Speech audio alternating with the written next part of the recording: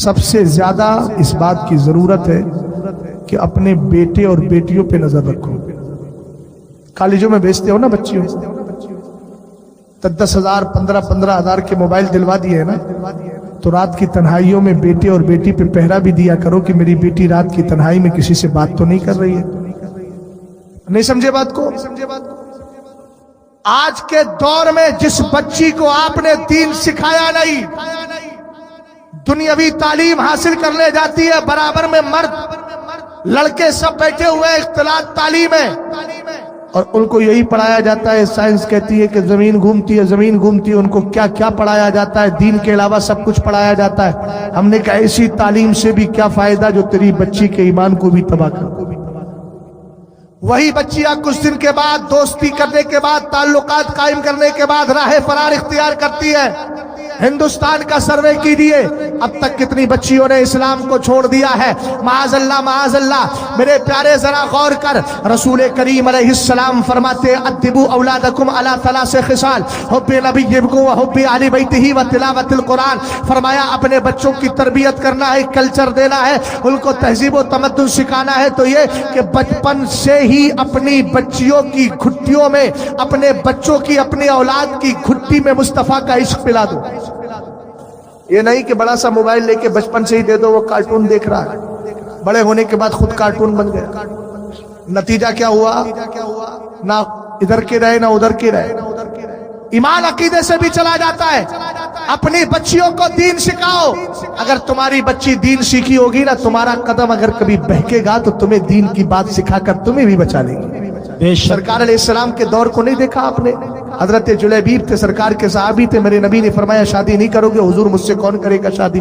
حضور نے ان کو گھر بھیج دیا کہ جاؤ اپنے فلاں انصاری صحابی کے گھر چلے جاؤ. بہرحال وہ پہنچے، کونے کے بعد سرکار علیہ السلام کا سلام پیش کیا. کہ حضور نے فرمایا اپنی بیٹی کی شادی میرے ساتھ کر دو.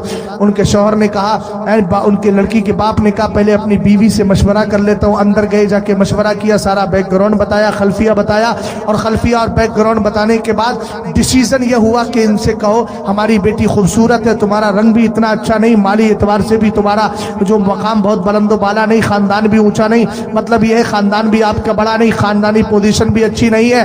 اس کو الاستیعاب فی معرفت الاصحاب کے اندر اور مؤست الغابہ فی معرفت الصحابہ کے اندر ذکر کیا گیا ہے. جلیبیب رضی اللہ تعالیٰ عنہ سے آ کے انہوں نے منع کر دیا کہ ہم اپنی بیٹی کی شادی تمہارے ساتھ نہیں کر سکتے. بیچ میں پردہ پڑا ہوا تھا. جب باپ نے منع کیا تو بیٹی تو سرکار کی صحابیہ تھی، وہ بھی صحابی تھے، وقتی طور پہ قرآن کی آیت ذہن سے نکل گئی تھی. ان کی بیٹی نے کہا ابا جان حل تردون علی امر رسول اللہ، آپ سرکار کے فرمان ہی کو ٹھکرا رہے ہیں. باپ کو جب یاد نہیں رہا، بیٹی نے بتایا.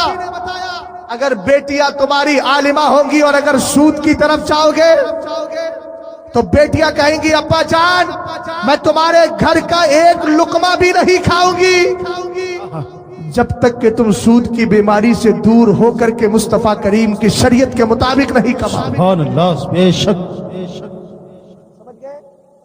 اس کے بعد ایک جملہ اس نے کہا تھا آج تک تاریخ نے محفوظ کیا ہے، اللہ کو ہماری بہن بیٹیاں اس کے قدموں پہ قربان ہیں. کہا تھا ادفعونی الی رسول اللہ فإنہ لن یضیعنی. ابا جان فکر کیوں کرتے ہیں، رشتہ مدینے والے نے بھیجا. ادفعونی الی رسول اللہ، مجھے سرکار کے سپرد کر دیجئے، اس لیے کہ مجھے یقین ہے مدینے والا مجھے کبھی برباد نہیں ہونے دے. بے شک حق ہے. سبحان اللہ. اور زبان حال سے کہہ رہی تھی ابا جان آنے والے کا حسن نہ دیکھو، بھیجنے والا مصطفیٰ تو بہت حسین ہے. یہ بچیاں جب دین سیکھتی ہے تو ایسی بولی بولتی ہے. ابا جان تمہیں پتہ نہیں قرآن کی آیت ہے وَمَا كَانَ لِمُؤْمِنٍ وَلَا مُؤْمِنَةٍ إِذَا قَضَى اللَّهُ وَرَسُولُهُ أَمْرًا أَن يَكُونَ لَهُمُ الْخِيَرَةُ مِنْ أَمْرِهِمْ. کہا قرآن نے فرمایا سنو، جب اللہ اور اس کے رسول کسی چیز کا ڈیسیژن لے لے، آپ کو کوئی اتھارٹی نہیں ہے کہ ریفیوز کر سکو، آپ کو کوئی اتھارٹی نہیں کہ اس کو انکار کر سکو. اب ایکسیپٹ کرنا ہی کمپلسری اور ضروری ہو گیا.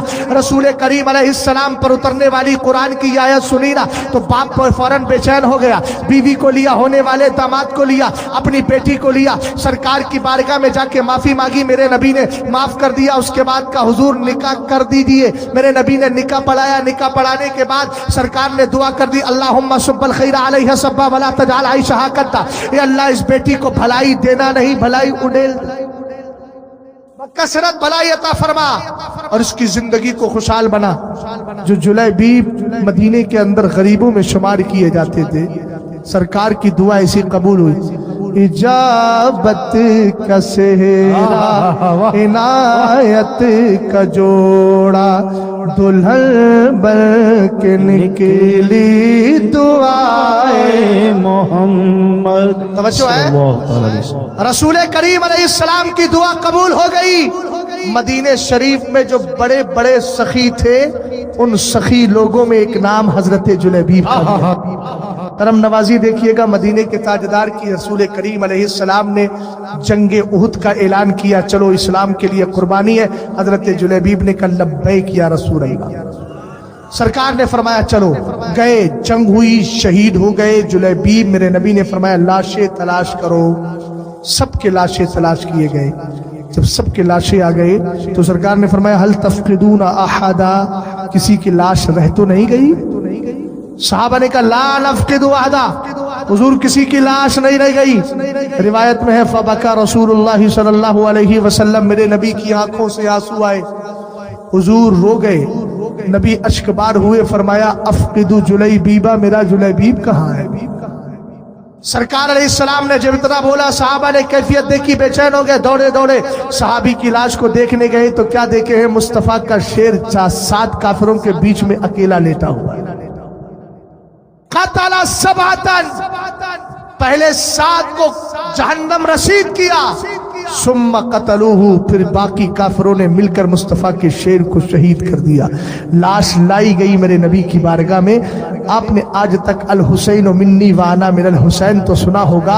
आज तारीख के हवाले से शहजाद एक जुमला देके जा रहा है, जो ऐतिहासिक जुमला है, जो हिस्ट्री ने आज तक उसको सेव किया है। सरकार ने जैसे ही लाशा देखा उनका, कहने लगे हुआ मिन्नी वाना मिनहु, जुलैबीब मुझसे है, मैं जुलैबीब से हूं। हजरत अब्दुल्ला इब्ने मसूद कहते हैं, मैंने अपनी आंखों से देखा, मदीने के ताजदार ने उनको अपने हाथों में उठाया, कब्र में तन्हा उतरे और उनको कब्र में। इसका मतलब क्या हुआ? इसका मतलब ये हुआ कि अपनी बेटियों के लिए जब भी रिश्ते तलाश करना हो तो मुस्तफा के सच्चे वफादार तलाश। मुत्तकी लोग जिनकी दाढ़ियां हो, पंजवक्ता नमाजी हो, कुरान पाक की तिलावत करते हो, सुन्नी से उल अकीदा हो। अपनी बहन से, माओ से, बेटियों से एक पैगाम देकर के जा रहा हूं और गुजारिश कर रहा हूं, उन बेटियों से जिनकी अब तक शादी नहीं हुई, आपका बाप अगर किसी सुले कुल्ली और वहाबी देवबंदी से रिश्ता लेके आए, अथॉरिटी मैं नहीं, शरीयत दे रही है, अपने बाप से कहना मुझे रिश्ता नहीं करना है।